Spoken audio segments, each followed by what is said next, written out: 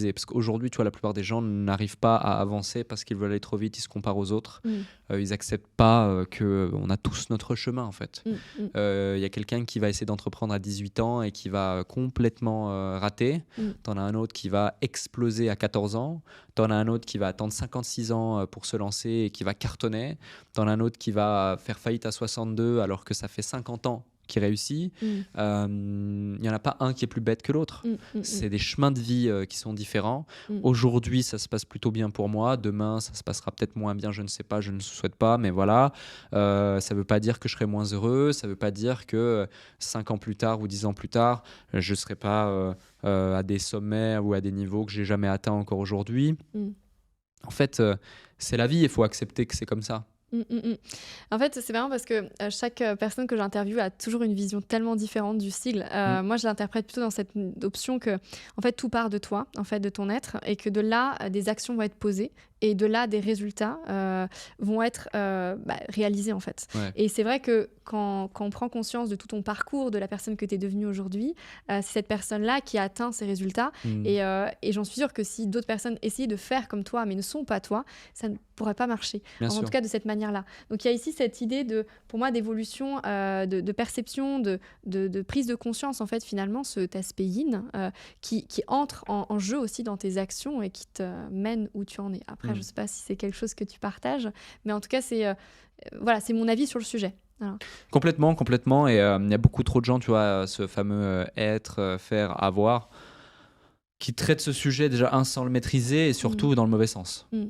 Donc tu l'évoques souvent, donc j'imagine que tu connais bien le sujet et puis que c'est peut-être un des points clés de ce que tu utilises notamment pour toi et pour des gens que tu accompagnes, mais c'est capital, ouais. Bah oui, mais surtout, en plus, j'entends beaucoup cette notion qu'il faut faire pour avoir ceci, il faut faire pour... Et en fait, moi, je me dis, et si c'était l'inverse? C'est-à-dire, si tu es, parce que tu es, tu fais quelque chose différemment, et donc, ce chose que tu fais différemment, du coup, tu as un résultat différent. Complètement. Donc, tu vois, il y a cette notion aussi et je trouve en Europe principalement, et puis aussi aux États-Unis, on a vraiment cette vision, je trouve, très assez cartésienne de cette notion, il faut faire pas mal d'actions, etc.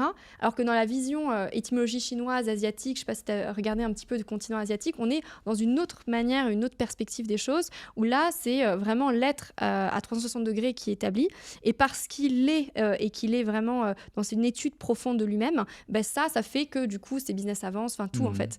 Et c'est une autre manière de voir les choses, et ça, j'ai pris conscience de ça, tu vois, il y a ça 1 an et demi, donc c'est très récent, mais ça m'a ouvert tellement de choses, parce que moi avant j'étais quelqu'un qui était toujours dans le faire, et je me suis cramée en fait, j'étais en limite burn-out, c'était en fin 2022, début 2023, tu vois, et puis après j'ai complètement switché, j'étais accompagnée par des femmes, etc., qui avaient une autre manière de voir les choses, et après j'étais dans cette idée de ok, et si en fait j'étais plutôt dans l'être et l'action juste au bon moment avec les bonnes personnes. Et en fait, ça m'a permis, tu vois, d'augmenter rapidement mon chiffre d'affaires, le reste. Mais comme tu l'as dit, dans une manière désintéressée, en fait. C'était pas du tout l'objectif premier, tu vois. Là, actuellement, c'est quoi ton prochain challenge, en fait? C'est quoi ton prochain objectif par rapport à, justement, tes business, par rapport à ce que tu veux réaliser? C'est quoi ton prochain objectif? C'est... permettre encore plus à mes équipes, notamment rapprochées, de monter en compétences, prendre encore plus de place dans le business, continuer à recruter les bonnes personnes, notamment un poste clé stratégique pour la suite, et toujours évoluer avec ce niveau d'exigence et d'excellence, sans pour autant devoir y être présent. Ouais. Ok, donc cette notion de... pour pouvoir développer, comme tu l'as dit, ton personal branding, pouvoir l'idée aussi, inspirer. D'ailleurs, je me pose la question parce que tu animes le podcast Le Déclic, qui pour moi m'instruit beaucoup. D'ailleurs, je te remercie, il m'apporte énormément au quotidien.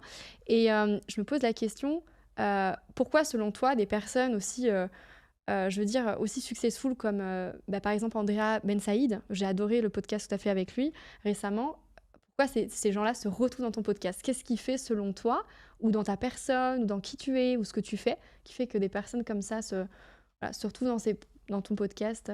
Se retrouvent, c'est-à-dire ils viennent? Ouais, ils viennent, c'est ça. Ils viennent dans ton podcast, exactement. Parce que je les invite.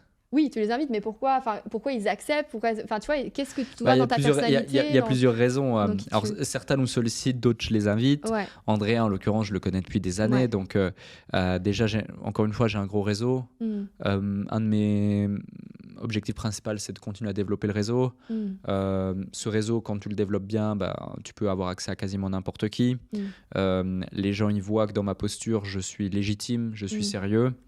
Et aujourd'hui, le déclic, tu vois, t'en parles. Donc, je remercie aussi Océane notamment, Mehdi, toute l'équipe qu'il y a derrière. Le déclic, ça me prend très très peu de temps, très peu d'énergie. C'est structuré, c'est processé. J'enregistre 12 jours par an, donc 4 fois 3 jours par an, 4 épisodes vidéo dans des studios. On a changé de studio. Aujourd'hui, les studios, c'est presque une dizaine de personnes entre l'ingé son, la tech, le producteur, les mecs derrière la caméra, les mecs qui mettent les micros, qui gèrent, etc., la lumière, la maquilleuse, Océane qui est présente, etc. Donc, tout est géré pour que moi, je passe 2 heures de qualité avec mon invité, 30 minutes avant également pour échanger, discuter, valider. Les fiches sont déjà prêtes. Tout est structuré, tu vois. Donc, ça me prend 2h30 par épisode pour les vidéos. Ça me prend 1h30 par épisode pour les audios.